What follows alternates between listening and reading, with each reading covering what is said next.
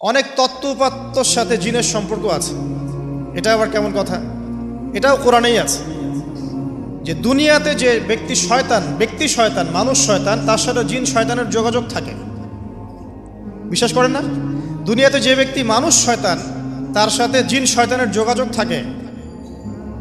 একটা হাদিসে এমনও পড়েছিলাম আমরা স্টুডেন্ট লাইফে, আল্লাহ রাব্বুল আলামিন যখন কোনো আদেশ নাজিল করেন তখন ফেরেশতারা সেটা নিয়ে ডিসকাস করতে থাকেন আসমানে, এবং জিন জাতি প্রথম আসমানের কিনারা পর্যন্ত পৌঁছে যায় এবং সেখানে গিয়ে কানে শ্রবণ করার চেষ্টা করে কি নিয়ে আলোচনা করা হচ্ছে। যদি কোনো একটা সংবাদ তাদের কান পর্যন্ত চলে আসে, তাদেরকে বিতাড়িত করার জন্য আল্লাহ রাব্বুল আলামিন উল্কাপিণ্ড ছোড়েন। ওখানকার ফেরেশতারা আছেন, তারা অগ্নিশিখা নির্বাপন করেন। সূরা সফফাতের প্রথম দিকে পড়ে দেখবেন। এই জিন দুনিয়াতে যে কবিরাজ বা তান্ত্রিক বা জাদুকরের আন্ডারে আছে, সে এসে তাকে জানিয়ে দেয় এই হতে যাচ্ছে। তখন সেই তান্ত্রিক এই সত্যটার সাথে আরও 100টা মিথ্যা জড়িয়ে জনগণকে বিভ্রান্ত করে। তখন তার কথা ফলে যায়, মানুষ মনে করে যে তান্ত্রিক অনেক বড় কিছু হয়ে গেছে। তো এগুলো সবই ফিতনা। যাই হোক, এই জিনের ব্যাখ্যা কিন্তু আমরা করতে পারছি না বিজ্ঞান দিয়ে। আমরা আত্মা কাকে বলে জানি না। আত্মার কি কোনো বৈজ্ঞানিক ব্যাখ্যা আছে? স্বপ্ন দেখি মাঝে মাঝে আমরা, স্বপ্ন সত্য হয়। অনেক সময় অনেকের স্বপ্ন সত্য হয়, কোরআন তার সাক্ষী। অনেক সময় অমুসলিমের স্বপ্ন সত্যি হতে পারে, কোরআন তার সাক্ষী। ইউসুফ আলাইহিস সালাম জেলখানায়, মনে আছে? দুজন ব্যক্তি স্বপ্ন দেখলেন, একজন শরাব পান করাচ্ছেন মনিবকে, আর একজনের মাথার মধ্যে রুটি, এখান থেকে পাখি রুটি খেয়ে চলে যাচ্ছে। এই দুজন ব্যক্তি কিন্তু অমুসলিম, মুসলিম নন। তারপরে ইউসুফ আলাইহিস সালাম বললেন, একজন নিষ্কৃতি পাবে এবং তার মালিককে সে শরাব পরিবেশন করবে, সে মুক্ত হয়ে যাবে সামনেই, অচিরেই। আরেকজন ব্যক্তি তোমাকে শুলদণ্ড দেওয়া হবে, তোমার মাথার মধ্যে যে মগজ আছে এটা পাখি এসে খেয়ে ফেলবে। কুদি আল-আমর, এটা হয়ে গেছে, এটা আল্লাহর পক্ষ থেকে ফয়সালা। তাহলে এই স্বপ্ন মিথ্যা ছিল না সত্য? তো এই স্বপ্নের বৈজ্ঞানিক কি ব্যাখ্যা আছে? বিজ্ঞান কি এই পর্যন্ত যেতে পারবে? নাই। অতএব সব কিছুর বৈজ্ঞানিক ব্যাখ্যা খুঁজতে হবে না। নবী সাল্লাল্লাহু আলাইহি ওয়াসাল্লাম বলেছেন, নবী সাল্লাল্লাহু আলাইহি ওয়াসাল্লামের প্রতি দরুদ পাঠ করা হলে এই দরুদগুলো সংগ্রহ করার জন্যে এক শ্রেণীর ফেরেশতা আছেন, স্পেশাল ফেরেশতা, মালায়েকা। আর আমাদের সায়েন্স অবশ্য মালায়েকায় বিশ্বাস করে না, তারা জিন জাতিতেও বিশ্বাস করে না। যদিও বা নবী করিম সাল্লাল্লাহু আলাইহি ওয়াসাল্লাম বলেছেন এক শ্রেণীর স্পেশাল ফেরেশতা আছেন যারা দরুদগুলোকে সংরক্ষণ করেন। আমরা যে কথাগুলো বলছি রেকর্ড হয়ে যাচ্ছে না? আজকে থেকে 100 বছর 200 বছর আগে মানুষ এটা কল্পনা করতে পারতো? আমরা এখন যেখানেই মুভ করছি, সিসি ক্যামেরা, ভিডিও, এটা সেটা, স্যাটেলাইট, এগুলো আছে না? আজকে থেকে 300 বছর আগে মানুষ এগুলো বিশ্বাস করতে পারতো? আজকে থেকে 1000 বছর আগের কোনো মানুষকে বলেন স্যাটেলাইট দিয়ে পুরো বিশ্ব নিয়ন্ত্রণ করা যায়, সে বলবে যে পাগল, তার মাথায় ঢুকবেই না স্যাটেলাইট কি জিনিস। ঠিক একইভাবে আল্লাহ পাকের জ্ঞান হচ্ছে লক্ষ কোটি কোটি বছর আগের, চির নতুন, চির প্রাচীন, চির আধুনিক। এই জ্ঞানের ঊর্ধ্বে কারো জ্ঞান নয়।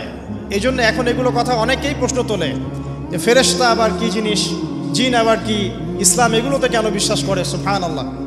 মানে তাদের বক্তব্য হচ্ছে ল্যাবরেটরিতে যেটা প্রমাণ করা যাবে না সেটার অস্তিত্ব নাই। প্রত্যেকটা বস্তুকে হয় কঠিন হতে হবে, না হলে তরল, না হলে বায়বীয়, এর বাইরে কিছু নাই। আসলে কি তাই? তো সব কিছুকেই বিজ্ঞান দিয়ে ব্যাখ্যা করতে হবে জরুরি না, এর ঊর্ধ্বে অনেক কিছু আছে। এর জ্ঞান, এর শেষ সীমা থেকে আল্লাহ পাকের জ্ঞান শুরু হয়। অতএব এটাকেই চূড়ান্ত জ্ঞানের মানদণ্ড মনে করার কোনো কারণ নাই। আমাদের মধ্যে একটা শিরকি আকীদা ঢুকে গেছে এখন। এটা একটা শিরকি আকীদা। সেটা হচ্ছে যে কোনো বিষয় যদি বৈজ্ঞানিকভাবে প্রমাণিত না হয়, কোরআন সুন্নাহয় থাকলেও মনে করি এটার অস্তিত্ব নাই। এটা আমাদের সাইকোলজিক্যাল সমস্যা। এখন এই জেনারেশনের বেশি সমস্যা, কারণ তারা পড়াশোনা করতে করতে মনে করছে সব কিছুকেই বিজ্ঞান দিয়ে প্রমাণ করতে হবে। তুমি তো তোমার আত্মাকেই প্রমাণ করতে পারবে না। একটা মানুষ হাঁটছে রাস্তা দিয়ে, পড়ে গেল, ডেড, এরকম হচ্ছে না? তাহলে কি এমন ছিল তার দেহের মধ্যে, বের হয়ে চলে গেল, সে ডেড? বলবে হৃদযন্ত্রের ক্রিয়া বন্ধ হয়ে মারা গেছে। তা ক্রিয়াটা বন্ধ হলো কিভাবে? কে হুকুম করলো? কার আদেশে বন্ধ হলো? কে নিয়ে গেল রুহটা, আত্মাটা? তো এগুলো তো ব্যাখ্যা করতে পারবে না। সো এই কনসেপ্ট থেকে বের হয়ে আসতে হবে যে প্রত্যেকটা বিষয় বিজ্ঞান দিয়ে প্রমাণ হলে পরেই বিশ্বাস করব, না হলে করব না, এটা ঠিক নয়। কোরআন এবং সুন্নাহ যা আছে এটা চূড়ান্ত, এর বাইরে যা আছে এটা যদি কোরআন সুন্নাহর সাথে মিলে যায় আমরা গ্রহণ করব, কোনো সমস্যা নেই। কিন্তু না মিললে আমরা কোশ্চিন কালো সেটা মানতে রাজি নই। আসুন, নবী করিম সাল্লাল্লাহু আলাইহি ওয়াসাল্লাম বলেছেন এক শ্রেণীর স্পেশাল ফেরেশতা আছেন, মালায়েকা, নূরের তৈরি, আলোর তৈরি, আলো দিয়ে তৈরি, নূর দিয়ে তৈরি, যারা নিঃসন্দেহে আলোর বেগের চেয়ে বেশি বেগে ভ্রমণ করতে পারেন, নিঃসন্দেহে। আচ্ছা, তো তারা স্পেশালি এই দরুদগুলোকে সংগ্রহ করেন, দরুদ এবং সালাম এটাকে সংগ্রহ করেন, করে নবী সাল্লাল্লাহু আলাইহি ওয়াসাল্লাম পর্যন্ত পৌঁছে দেন। এরপর আল্লাহ রাব্বুল আলামিন, আল্লাহ সুবহানাহু ওয়া তাআলার ইচ্ছায় নবী করিম সাল্লাল্লাহু আলাইহি ওয়াসাল্লাম এর জবাব দিয়ে থাকেন। একটু চিন্তা করেন যে আপনি মনে করেন আল্লাহ রাসূল সাল্লাল্লাহু আলাইহি ওয়াসাল্লামের দরজায় দাঁড়িয়ে আছেন, কথার কথা মনে করেন যে তিনি জীবিত আছেন, কথার কথা। আপনি তার বাড়ি চেনেন, তার বাসায় গেলেন, গিয়ে নক করলেন, গিয়ে নক করে বললেন আসসালামু আলাইকুম। এবার নবী সাল্লাল্লাহু আলাইহি ওয়াসাল্লাম ভিতর থেকে আপনাকে বললেন, কথার কথা ধরে নেন যে ওয়ালাইকুম আসসালাম। এর অর্থ কি? ওয়ালাইকুম আসসালাম অর্থ কি? আপনার উপরেও শান্তি বর্ষিত হোক। আচ্ছা, আবার মনে করেন আপনি বাসার ভিতরে আছেন, আপনার বাসায় নবীজি এসেছেন সাল্লাল্লাহু আলাইহি ওয়াসাল্লাম, কথার কথা। এবার তিনি আপনার দরজায় নক করছেন, নক করে বলছেন আসসালামু আলাইক, তোমার উপর শান্তি বর্ষিত হোক। তো নবী সাল্লাল্লাহু আলাইহি ওয়াসাল্লামের এই যে দোয়া, তোমার উপরে শান্তি বর্ষিত হোক, এটা যে যত বেশি পাবে তার জীবনটা তত সুন্দর হবে না? অতএব যে ব্যক্তি যত বেশি দরুদ পাঠ করবে, যত বেশি সালাত প্রদান করবে নবী সাল্লাল্লাহু আলাইহি ওয়াসাল্লামকে, ইনশাআল্লাহ তাআলা সে সচ্ছল হবে, টেনশন ফ্রি থাকবে, সুখে শান্তিতে পৃথিবীতে বসবাস করবে ইনশাআল্লাহ।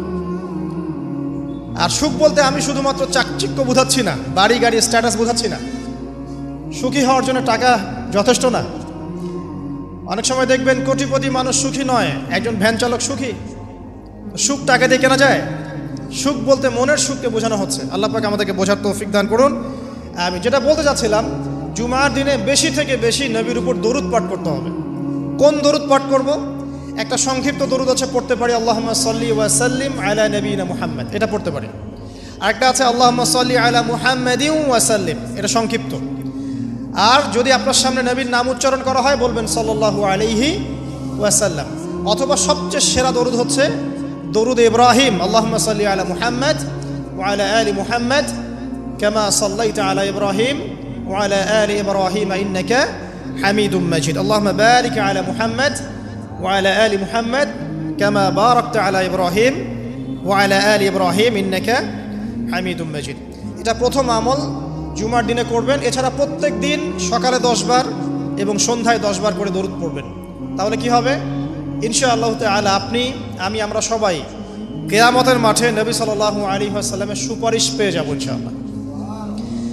সুপারিশ সম্পর্কে একটা হাদিস শুনিয়ে দেই, যথেষ্ট হবে ইনশাআল্লাহ। নবী সাল্লাল্লাহু আলাইহি ওয়াসাল্লাম বলেছেন, আমার উম্মতের যে ব্যক্তি, যে কোনো ব্যক্তি, নারী পুরুষ, সাদা কালো, বাঙালি, পাকিস্তানি, আফগান, সিরিয়ান, যেখানকার মানুষ হোক না কেন, যে কোনো ব্যক্তি, সে যদি শিরিক না করে মারা যায়, আল্লাহর সাথে শিরিক করে নাই, এই অবস্থায় মারা গেছে, নবী সাল্লাল্লাহু আলাইহি ওয়াসাল্লামের সুপারিশ তার উপর ওয়াজিব হবে ইনশাআল্লাহ। ইনশাআল্লাহ সে জান্নাতে যাবে যদি শিরিক না করে মারা যায়। অন্য যে কোনো পাপ আল্লাহ যাকে ইচ্ছা মাফ করতে পারে। আল্লাহ পাক আমাদেরকে শিরিক মুক্ত আমল করার তৌফিক এনায়েত করুন, আমিন। জুমার দিনে দ্বিতীয় আমল হচ্ছে আপনাকে সূরা কাহফ তেলাওয়াত করতে হবে। এটা খুবই ইম্পর্টেন্ট একটা আমল। জুমার দিনে সূরা কাহফ অবশ্যই তেলাওয়াত করবেন। যদি পুরোটা তেলাওয়াত করতে নাও পারেন, কমপক্ষে প্রথম 10 আয়াত, শেষের 10 আয়াত তেলাওয়াত করবেন। ফজিলত, আল্লাহ রাব্বুল আলামিন আপনাকে মাসিহুদ দাজ্জালের ফিতনা থেকেও বাঁচাবেন ইনশাআল্লাহ। আর এখন আমরা দাজ্জালের ফিতনা যুগেই বাস করছি, কোনো সন্দেহ নাই। প্রতিটা সেক্টরেই ফিতনা আছে, প্রতিটা সেক্টর। এই যুগে বসবাস করে যে ব্যক্তি মনে করে যে আমি ফিতনামুক্ত একটা পরিবেশে বসবাস করছি, এর চেয়ে অন্ধ ব্যক্তি পৃথিবীতে আর কেউ নাই। আপনি আল্লাহর নূর দিয়ে দেখেন, আপনি দেখবেন প্রতিটা সেক্টরেই ফিতনা, প্রতিটা সেক্টরে। হোক সেটা কালচার, হোক সেটা এডুকেশন, হোক সেটা ইকোনমি, পলিটিক্স, ওয়ার্ল্ড অ্যাফেয়ার্স, পরিবার, যে কোনো জায়গায় দেখবেন ফিতনা, প্রত্যেকটা জায়গায় ফিতনা। তো এই ফিতনার যুগে বসবাস করে যদি আমরা নিরাপদ থাকতে চাই, তাহলে সূরা কাহফ তেলাওয়াত করতে হবে। কমপক্ষে প্রথম 10 আয়াত, এবং শেষ 10 রাত। আল্লাহ পাক তৌফিক এনায়েত করুন, আমিন।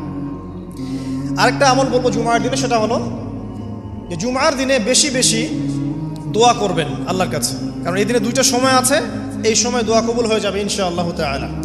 আরেকটা আমল বলতে চাই, যদিও সেটার সময় আপনাদের আজকে চলে গেছে, সেটা হলো জুমার দিনে যে ব্যক্তি সকাল সকাল গোসল করে, আমি আরেকদিন খুতবায় বলেছিলাম, সকাল সকাল গোসল করে, আর্লি মর্নিং মসজিদে চলে আসে, আতর সুগন্ধি ব্যবহার করে, উত্তম কাপড় পরে, সবচেয়ে সেরা কাপড়টা পরে, মসজিদে আসার সময় আমরা দেখি যে সবচেয়ে নর্মাল কাপড়টা পরে আসি, এটা ঠিক নয়।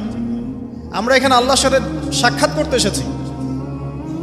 আপনাকে যদি আপনার গার্লফ্রেন্ড এখনই ডাকে কফি হাউসে, আপনি সবচেয়ে সেরা পোশাকটা পরে যাবেন, তাই না ভাই? তার মানে যাওয়ার অভ্যাস আছে।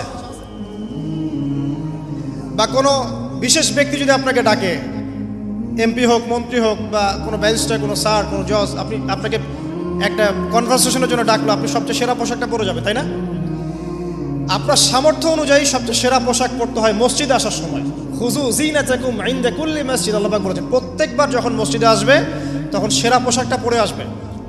তো জুমার দিনে সবচেয়ে উত্তম পোশাক পরে আসবেন।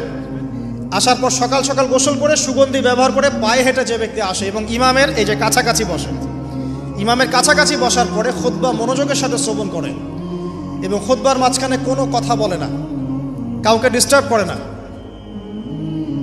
এরপর ইমামের সাথে নামাজ আদায় করে। এই ব্যক্তির আমল নামায় যে নেকি লেখা হবে, নবীজি বলছেন সে যে প্রত্যেক পদক্ষেপ ফেলে এখানে এসেছে, তার বিনিময়ে, একটা পদক্ষেপের বিনিময়ে 1 বছরের নফল রোজা আর 1 বছরের নফল তাহাজ্জুদের নেকি তার আমল নামায় লিখে দেওয়া হবে ইনশাআল্লাহ। এই কাজগুলো আমরা জুমার দিন খুব সহজেই করতে পারি। আল্লাহ পাক আমাদের জুমাকে মূল্যায়ন করার তৌফিক দান করুন। আর দেখবেন আমরা জুমাটাকে উপলব্ধি করি কিভাবে, এনজয় করি কিভাবে। এই দিনে বিয়ের অনুষ্ঠান, এই দিনে পার্টি, এই দিনে ডিজে, এই দিনে অমুক, এই দিনে সাউন্ড বক্স বাজতেছে, এই দিনে পিকনিক, এই দিনে বনভোজন। জুমার দিনের ফজিলতটা যে অনেক বেশি, এটা শয়তান আপনাকে দুনিয়ার চাকচিক্য দিয়ে ভুলিয়ে দিয়েছে। দুনিয়ার চাকচিক্য দিয়ে শয়তান আপনাকে জুমার ফজিলতটা ভুলিয়ে দিয়েছে।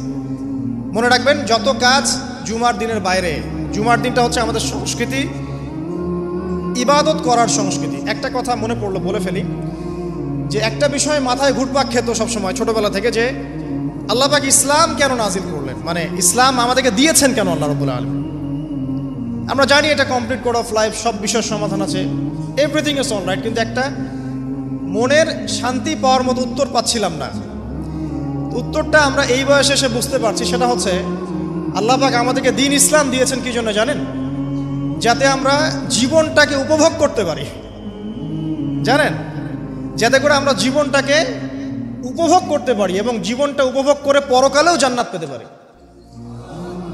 এখানকার প্রত্যেকটা হেদায়েত যেটা আল্লাহ দিয়েছেন ইসলামে, প্রত্যেকটা উপভোগ্য। দেখবেন আপনি ইসলামী পরিবার গড়েন, পরিবারটা আপনার সুকুন শান্তির জায়গা হবে। ইসলামী সমাজ গড়েন, সমাজটা শান্তির হবে। ইসলামী অর্থনীতি মেনে চলেন, দেখবেন আপনি ইকোনমিক লাইফে ভালো আছেন। ইসলামিক পোশাক পরেন, আপনি হ্যান্ডসাম থাকবেন। নবীর মতো ঘুমান, আপনার শরীর ভালো থাকবে। তার মতো খান, শরীর ভালো থাকবে। প্রতিটা বিষয় দেখবেন লাইফকে এনজয় করার জন্য দেওয়া হয়েছে। ইসলামের বাইরে গেলেই এমন কিছু আমাদের মধ্যে ঢুকে যাবে যেটা আমাদের দুনিয়াও ক্ষতি করবে, পরকালকেও নষ্ট করবে। আল্লাহ পাক আমাদের হেফাজত করুন, আমিন।